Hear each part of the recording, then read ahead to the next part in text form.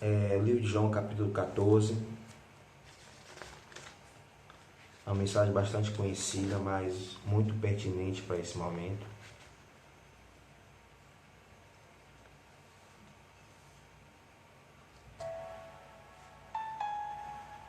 Não se turbe o vosso coração. Credes em Deus, crede também em mim. Na casa de meu pai há muitas moradas. Se não fosse assim, eu vou-lo teria dito, pois vou preparar-vos lugar. E se eu for e vos preparar lugar, virei outra vez e vos levarei a mim mesmo, para que onde eu estiver, estejais vós também. Eu creio que essa é uma mensagem muito conhecida de todos vocês e nunca esteve tão atual como está agora esta mensagem, né? É uma mensagem de consolo, é uma mensagem que, além de consolo, nos traz uma verdade que aumenta a nossa esperança nesse momento tão difícil que a gente está vivendo.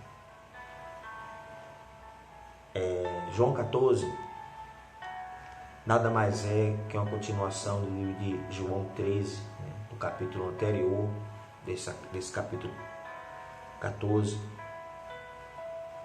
onde a gente vê o contexto do qual Jesus está usando para dizer essas mensagens aos discípulos. Se vocês prestarem bem atenção no João 13, eles estão reunidos para a última ceia, a última oportunidade que Jesus ia ter com seus discípulos, de conversar, de falar a eles sobre as dificuldades que eles enfrentariam, de consolar o coração deles para aquilo que estava por vir e que eles ainda não entendiam, eles não sabiam ainda, não entendiam ainda, porque o Espírito Santo ainda não tinha sido derramado naquele momento na vida deles. Então, para eles, o que estava por vir era algo muito difícil de entender, que seria muito difícil de passar. Então, aquela era a oportunidade que Cristo utilizou para trazer os últimos ensinamentos sobre o amor e sobre qual era a esperança de vida dos discípulos. Eu queria que você gravasse bem essa ideia que eu estou trazendo. Qual a esperança de vida para os discípulos de Cristo? Então, nesse contexto, você tem no livro de João 13, o contexto da Jesus lavando os pés dos discípulos, ensinando sobre o fundamento do amor, o fundamento de cuidar um dos outros. Você tem envolvido nesse contexto também a traição de Cristo, no momento que o traidor sai do meio deles para ir cumprir aquele propósito para o qual ele estava ali para cumprir. E você tem o contexto do próprio Jesus sentindo que estava cada vez mais chegando a hora daquilo que estava escrito sobre ele, que era a crucificação, a humilhação que ele passaria com o propósito de salvar o mundo. Então, essa é uma mensagem muito pertinente para os dias de hoje, porque ela fala sobre sofrimento, ela fala sobre incertezas, ela fala sobre medo, ela fala sobre angústia. Se você observar no capítulo 13, esse é um momento que o capítulo 13 começa dizendo que, no versículo 1, em que era a festa da Páscoa e sabendo Jesus que já era chegar a sua hora de passar deste mundo para o Pai, como havia amado os seus que estavam no mundo, amou-os até o fim. Então, naquele momento, o contexto daquele momento era um momento de partida. Era um momento de deixar as pessoas que ele amava. E hoje muitas pessoas estão com esse sentimento, né? O medo, a tristeza, a preocupação de deixar, de perder, de não estar mais com aqueles que nós amamos. Ou nós partirmos ou eles partirem. Isso tem nos trazido uma certa incerteza, um certo medo, uma certa angústia.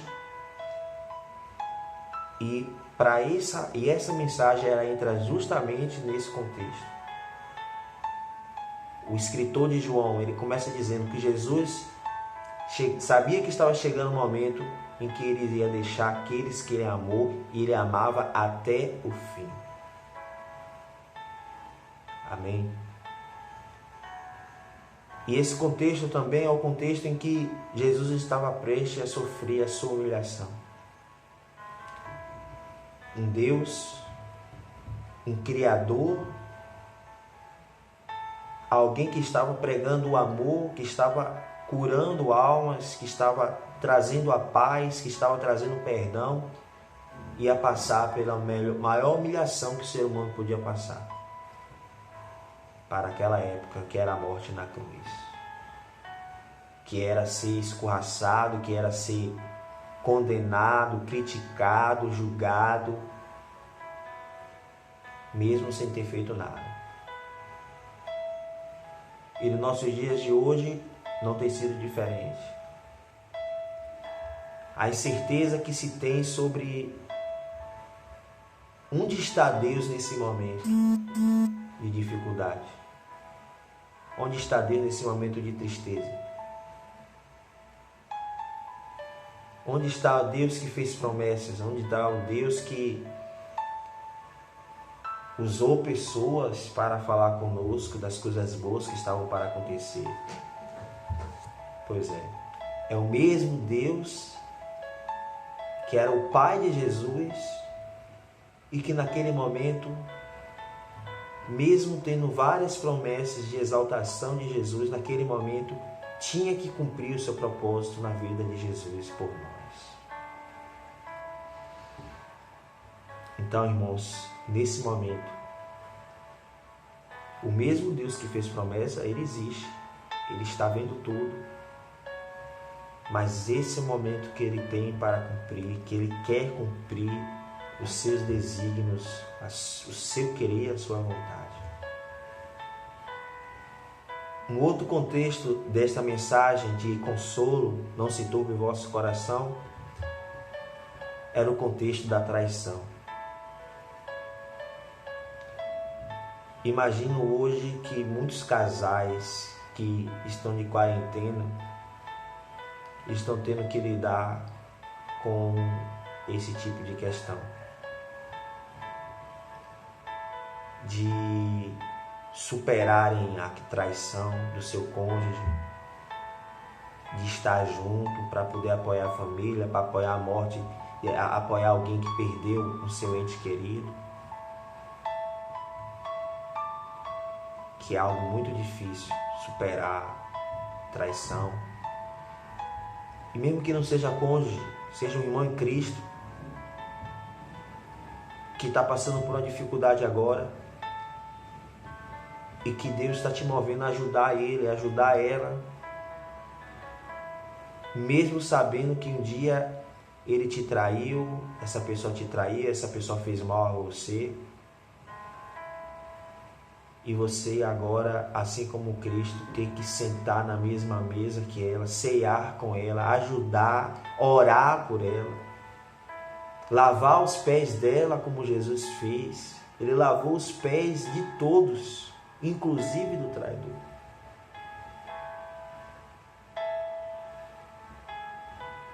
Mas ele disse aos discípulos, mesmo diante de todas essas dificuldades, não se turbe o vosso coração. Então, essa mensagem é muito pertinente para esse momento. traição, medo de deixar os nossos entes queridos, ou a gente morrer, ou alguém morrer, ou algum próximo da gente. E um momento em que tudo parecia que poderia dar certo, que estava para dar certo e de repente dá tudo errado. Era o momento que Jesus ia enfrentar, depois de tanta obra, depois de tanta fama, depois de tantas curas, depois de tantos seguidores, aquele ministério estava chegando ao fim, que era a hora da morte de Jesus. Então, diante desse cenário, mesmo com todas essas dificuldades, Jesus disse: não se turbe o vosso coração. Mas interessante que nesse João 13, no versículo, João capítulo 13, no versículo 21, a Bíblia fala assim que, tendo Jesus dito isso, turbou-se em espírito e afirmou, dizendo: na verdade, vos digo que um de vós há de me trair. É engraçado, né? A gente acabou de ler na mesma Bíblia, no mesmo contexto, Jesus dizendo para os discípulos: não se turbe o vosso coração. E o autor desse texto está dizendo que Jesus turbou o coração dele. Pois é, irmãos. Jesus era filho de Deus, mas ele estava vivendo as emoções que o ser humano vive. As emoções que eu estou vivendo nesse momento, que você está vivendo nesse momento. Ele turbou o coração dele. Dentro desse contexto que eu já falei, de ser traído. Em algumas outras Bíblias, em algumas outras versões, diz que ele sentiu uma profunda tristeza, porque um deles ia trair. E não é diferente de mim hoje, de você hoje que está enfrentando toda essa crise. Muitos de nós temos sofrido mais do que os outros por estarmos sofrendo junto com outras pessoas, inúmeras pessoas até que a gente não conhece. Mas a gente está sofrendo junto com ela. A gente está padecendo, a gente está sentindo a dor que aquelas famílias que estão perdendo seus entes queridos estão passando. Jesus sentiu isso. Então a gente poderia desistir, a gente poderia parar essa mensagem aqui agora e dizer que a Bíblia está sendo incoerente, porque Jesus falou para o discípulo: não se turbe o vosso coração, e a mesma Bíblia está dizendo que ele está turbando o coração, que ele está turbado por causa da traição que está para passar. Mas graças a Deus que nós não somos daqueles que pegam um versículo isolado da Bíblia e criam uma doutrina dentro daquilo, como muitos infelizmente têm feito hoje. Se você observar no João 13, no versículo 3, diz assim: Jesus, sabendo que o Pai tinha depositado nas suas mãos todas as coisas e que havia saído de Deus e que iria para Deus, levantou-se da ceia, tirou as vestes, tomando toalha, cingiu-se. Então, o fato de Jesus ter se turbado não significa que ele estava desistindo. O fato de hoje você estar com o coração aflito não significa que nós estamos desistindo. Jesus, ele simplesmente expressou o quão humano ele tinha se tornado. Até que ponto ele pôde sentir as emoções humanas, as emoções que eu e você está sentindo. Por isso que ele te entende e me entende tão bem. Só que o mesmo Jesus que disse que sentiu o seu coração ficar turbado num determinado momento, logo depois ele disse: meus filhos, não se turbe o vosso coração. Por quê? Porque no momento que Jesus turbou o seu coração, anteriormente a isso, a Bíblia está relatando que ele já sabia que estava chegando o momento que, assim como ele veio de Deus para o mundo, ele voltaria para Deus. Ele sabia disso mas no momento se turbou, mas logo depois ele disse: meus filhos, não se turbem o vosso coração. Engraçado que um outro profeta, um outro homem de Deus passou por isso, Jeremias. O livro de Lamentações, Jeremias, se você pegar o livro de Lamentações do capítulo 1 até o capítulo 3, versículo 22, você vê uma pessoa turbada, você vê uma pessoa deprimida. Lamentações 3. Mas a partir do versículo 22, o jogo muda. Quando ele lembra das misericórdias do Senhor, quando ele diz: eu preciso trazer à memória aquilo que me dá esperança. Mesma coisa que aconteceu com Cristo. Ele já tinha ciência daquilo que ele estava passando, que ele voltaria para o Pai. Ele turbou-se, sentiu tristeza no momento, mas logo depois ele disse: meus filhos, vocês não podem se turbar. Jeremias passou o mesmo processo. Nós talvez estamos passando o mesmo processo. Mas qual o grande lance desse processo? Lembrar da promessa. Quando Jesus lembrou que ele tinha saído do Pai, veio fazer a obra e voltaria para o Pai, no capítulo depois ele disse: não se turbe o vosso coração, crede em Deus, crede também em mim. Na casa de meu Pai há muitas moradas. Em João 13:36, antes mesmo de João 14 que a gente leu, ele fala com os discípulos: olha, discípulos, disse-lhe Simão Pedro: Senhor, para onde vais? Jesus respondeu: para onde eu vou, não podes ir agora, mas depois vocês me seguirão.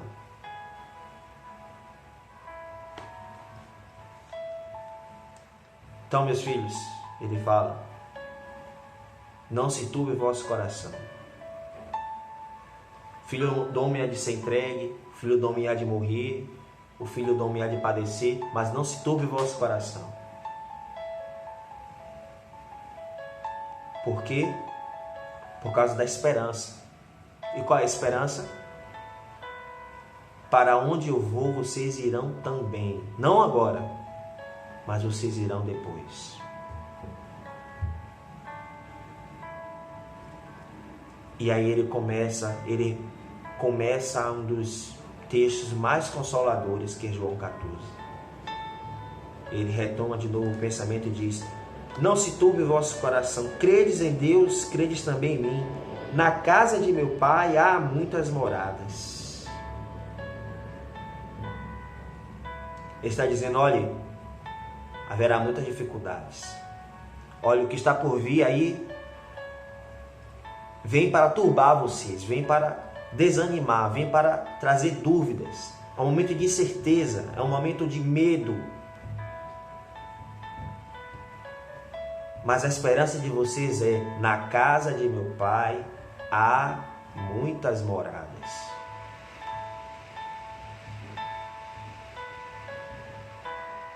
Olha o que eu estava perguntando a vocês no início do vídeo. Qual é a esperança de vida do discípulo de Cristo? Qual é a esperança de vida do discípulo de Cristo?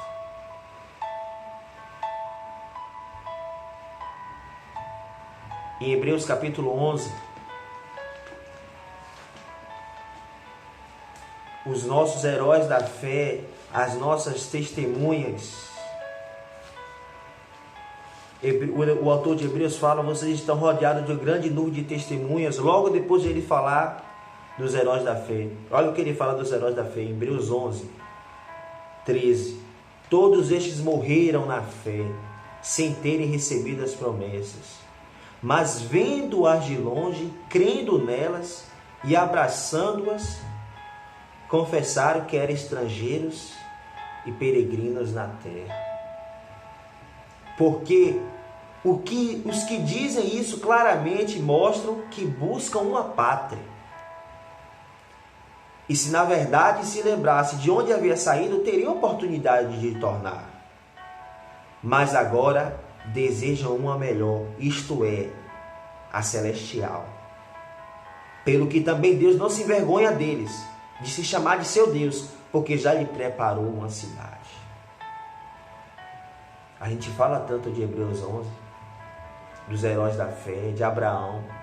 O escritor de Hebreus está dizendo, olha, eles creram nas promessas, eles não alcançaram as promessas.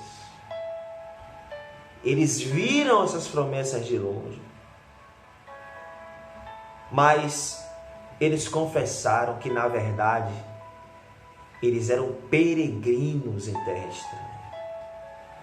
Eu fico muito triste quando vejo muitos pregadores frisando tanto as bênçãos que os heróis da fé conseguiram nesta vida, nesta terra, sem se importarem de pegar esse texto e entenderem que, na verdade, os heróis da fé, mesmo com as promessas de conquistarem coisas nessa terra, muitos não conquistaram, mas na verdade se sentiam como peregrinos em terra estranha.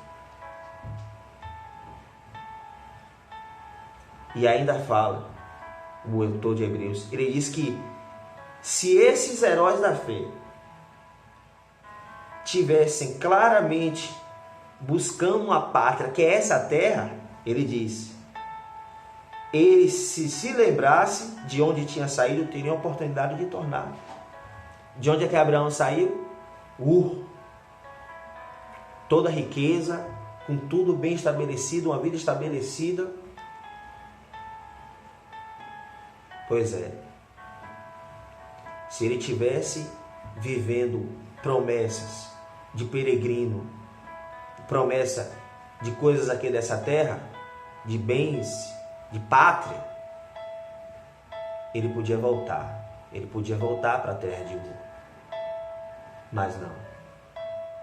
A terra que ele olhava, segundo o autor de Hebreus, eles desejavam uma pátria celestial.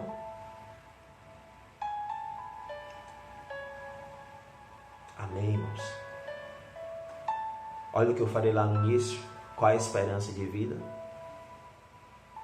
Esse é o momento de a gente se perguntar onde está a nossa esperança de vida. Qual é a nossa esperança de vida?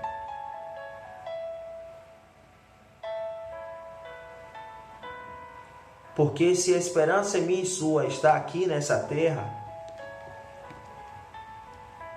nossa esperança está muito frustrada. Se a minha esperança e a sua está nos nossos bens, talvez esteja frustrada porque já estamos vivendo uma crise e provavelmente viveremos uma nova crise econômica ainda um pouco mais difícil e nossos bens não vão estar valendo nada. Salmo 20, versículo 7 diz, uns confiam em carros, outros confiam em cavalos, mas nós fazemos menção do nome do Senhor.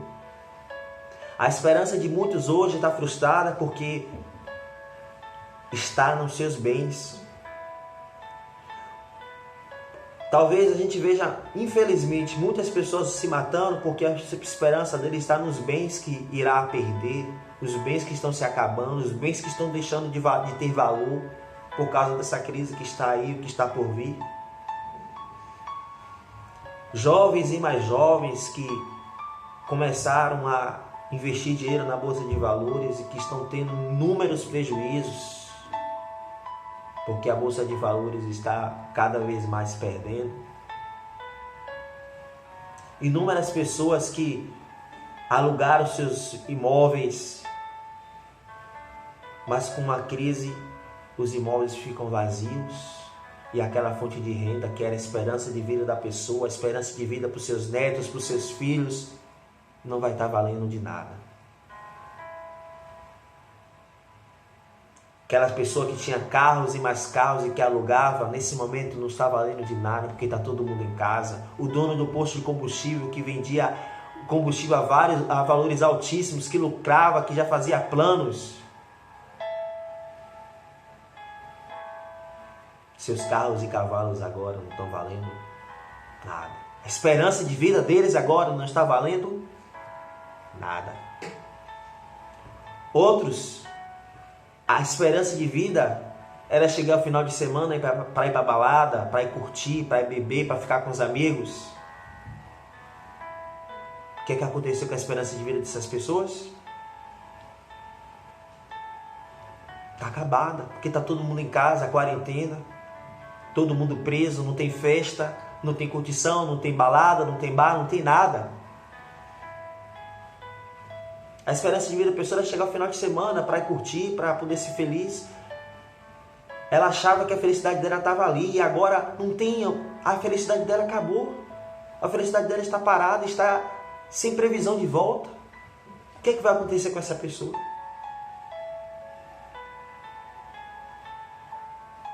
Eclesiastes 12, lembra-te do teu Criador no dia da tua mocidade, antes que vinham os dias maus em que você dirá, não tenho neles prazer. Engraçado que a gente imaginava que essa mensagem era só para a velhice, né? Quem é que tem prazer de fazer festa nesse momento? Quem tem prazer de fazer festa nesse momento?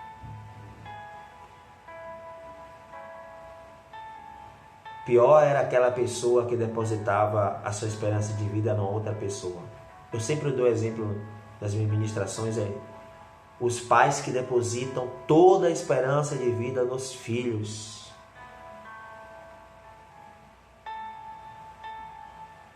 Recentemente eu vi uma notícia triste de uma mãe que perdeu o filho com essa doença por 26 anos. Saudável, que não tinha nenhum problema de saúde.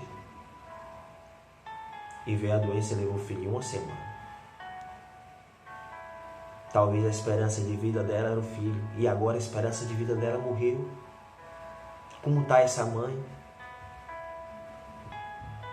Agora, pior ainda, os pais que depositam toda a esperança de vida nos filhos. Que deixam de viver para os filhos. Para dar uma educação boa, de valor. E os filhos seguem um caminho completamente contrário de perdição, de vícios, destroem a sua vida, destroem a família. Aí a palavra de Deus vem e bate. Ei, maldito o homem que confia no homem e que faz dele a sua segurança. Qual tem sido a nossa esperança, irmãos? Qual tem sido a nossa esperança? Não se turbe o vosso coração, crede em Deus, crede também em mim. Se não crê em Deus, se não crê em Cristo, se não crê nas moradas que estão sendo prontas, está querendo em quê?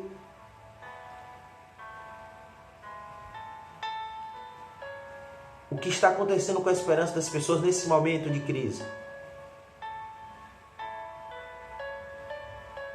E aí eu venho e pergunto, qual é a minha e qual é a sua esperança de vida? Não é só chegar a dizer hoje aos irmãos, irmãos, não se turbe o vosso coração, não. É perguntar, qual é a minha esperança? Qual é a sua esperança?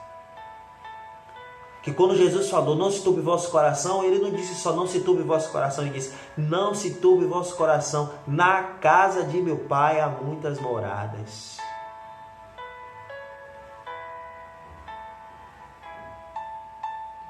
Jesus está dizendo claramente para os meus discípulos, a esperança de vocês são essas moradas. A esperança de vocês, assim como a minha, é voltar para o Pai. Lembra que eu falei? Jesus turbou o coração. Sentiu tristeza naquele momento. Mas no versículo anterior de João 13, ele está dizendo, Jesus sabia que veio do Pai e estava voltando para o Pai. E logo depois ele disse para o discípulo, olha, eu estou indo. Nesse momento vocês não podem ir, mas depois vocês estarão comigo. E logo depois ele disse, não se turbe o vosso coração. Na casa de meu pai há muitas moradas. Então, para concluir toda essa ministração, assim como Jesus, assim como os discípulos, assim como os heróis da fé de Hebreus 11, nós precisamos olhar esta vida com a perspectiva celestial. O que é isso, irmão Júnior? Precisamos colocar o óculos, eu gosto muito de falar isso, um exemplo de um irmão em Cristo meu. Precisamos colocar o óculos da salvação, da pátria celestial. Ao invés de a gente estar aí o tempo todo preocupado com o que vai ser do meu emprego, do seu emprego, dos meus bens, dos seus bens, de como fazer, de como resolver, sofrendo, triste pelos cantos, só falando com Deus, meu Deus, o que é que vai acontecer a partir de agora? Deus está me convidando, te convidando, minha filha, meu filho, olha para a pátria celestial. Olha para o que eu prometi. Na casa de meu Pai há muitas moradas. Irmãos, precisamos mudar a nossa visão sobre qual é a nossa esperança. Eu e você não nos acalmaremos em meio a esta tempestade enquanto nós não olharmos para a nossa verdadeira esperança, que é Cristo. Pedro e os discípulos estavam no barco, no meio da tempestade. Jesus estava se aproximando, andando no mar. Todos ficaram mais desesperados do que estavam. Pedro, no momento de coragem, disse: se é o Senhor mesmo, me faça que eu vá até aí. Quando ele foi, ele estava caminhando bem. Quando ele olhou para a tempestade, ele caiu. Então, nesse momento, é o momento de a gente levar nossos olhos para Cristo. Levo os meus olhos para o monte de onde virá o meu socorro. Salmo 121. Esse momento de a gente definir qual é a nossa esperança. Qual é a minha esperança de vida? Qual é o meu objetivo de vida? Qual é a minha perspectiva? Para onde é que eu olho? Não dá para olhar para a economia porque está ruim, não dá para olhar para a saúde porque está ruim, não dá para olhar para o emprego porque está ruim, não dá para olhar para os meus bens porque está ruim. Para onde eu olho? Jesus está hoje conclamando a mim e a você: meu filho, olha para a casa do meu Pai. Há muitas moradas. Não se turbe o vosso coração. Olhe para lá. Faça igual aos heróis da fé. Tenho muitas promessas aqui na terra, muitos sonhos, muito desejo. Mas eu estou olhando para uma pátria celestial. É essa pátria que eu desejo. Que Deus e Cristo possam abençoar vocês. E que essa mensagem produza os frutos para o fruto para o qual ela está sendo designada. Eu vou fazer uma oração breve e a gente vai concluir. Senhor, nesse momento, diante desse texto, desta palavra, Pai, nós clamamos ao Senhor para que a nossa esperança de vida, Deus, esteja em Ti. Nós clamamos ao Senhor para que o Senhor mude a nossa perspectiva, Senhor. Meu Deus, hoje nós estamos bombardeados de informações de coisas ruins, de notícias ruins, de um contexto ruim. Naquele momento o Senhor estava cercado por um momento ruim, um momento de deixar o discípulo, um momento de morrer, um momento de ser humilhado. Mas o Senhor olhou para onde o Senhor tinha vindo e para onde o Senhor voltaria. Nós queremos ter esse olhar também, Jesus. Nós precisamos também ter esse olhar, Pai, para onde é que a gente vai voltar. Oh Deus, por muito tempo nós confiamos nossa vida aos nossos bens, nós confiamos a nossa esperança aos nossos filhos, aos nossos bens, aos nossos prazeres. Mas nesse momento o Senhor está nos dando a oportunidade de ver que tudo isso é passageiro. E que se a nossa esperança estiver nisso, nossa esperança está frustrada. Deus, mas diante desse despertamento, Senhor, que o Senhor possa abrir nossos olhos e elevá-los para o alto, para o monte, de onde virá o socorro. que a gente cada dia mais pense nos lugares que o Senhor tem preparado para a gente. Abre nossos olhos para a perspectiva celestial, Pai. Para que nosso coração não venha ficar nesse sofrimento ao qual está nesses últimos dias, Senhor. Só Tu sabes como está o coração de cada um que está ouvindo essa mensagem, o sofrimento que está, o desespero que está, meu Deus. Mas eu te peço que com esta mensagem, que com esta reflexão, a nossa mente, nosso coração possa ser consolado e que Teu Espírito Santo venha trazer esse consolo e nos fazer esperar a pátria qual está sendo reservada para a gente. É o que eu te peço e te agradeço. Em nome de Jesus. Amém, meus irmãos? Deus e Cristo possa abençoar a todos e que você possa, se possível, conseguir compartilhar esse vídeo com mais pessoas, para que a mensagem de Deus possa estar alcançando o coração dessas pessoas nesse momento. Amém? Deus abençoe a todos.